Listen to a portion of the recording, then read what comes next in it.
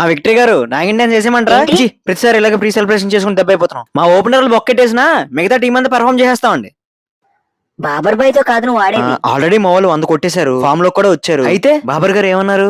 ఏమన్నాడు? Definitely test లో 100 రన్లు కూడా ఎక్కువే, మీకే గుడ్ స్కోర్ అన్నారా లేదా? అందుకని మేము ఒక 500 రన్లు కొట్టాలనుకుంటున్నాం. మీరు కొంచెం కోఆపరేట్ చేస్తే బాగుంటదని ఇగో మా నాగిన్స్ అందరూ తెగ పుస కొట్టేస్తున్నారు. మీరు కొంచెం కోఆపరేట్ అండ్ స్టోక్స్ మీలాంటి చోకు వెదలకి విక్టరీ కావాలరా?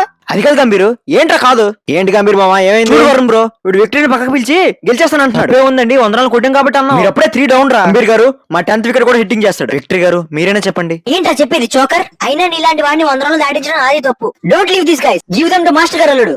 అల్లుడు సీన్ ఎందుకమ్మా వీళ్ళని చూడడానికి? రే మీ స్టాట్స్ కి విక్టరీ చూసి 5 ఏళ్ళు అయింది, మా మీద విక్టరీ కావాలరా మీకు? వరుణ్ గారు ఇది మా సమస్య, దయచేసి మీరు చినుకులు ఎంట్రీ ఇవ్వకండి. ఏంటి మా సమస్య అంటావు? నీకు ఎన్ని ట్రోఫీలు ఉన్నాయి? జస్ట్ బాబర్ మీద గెలిచేస్తే వరల్డ్ కప్ గెలిచేసినట్ట మీ స్టాట్స్ తీయమంటావా? మా వాడి స్టాట్స్ చూసేది. వరుణ్ గారు తుఫాన్ తెప్పించేస్తానే వాళ్ళ ఏంట్రా నిన్న నాగిన్ డాన్స్ ఏంట్రా? తుఫాన్ లో కొట్టుకెళ్ళిపోతావు నువ్వు.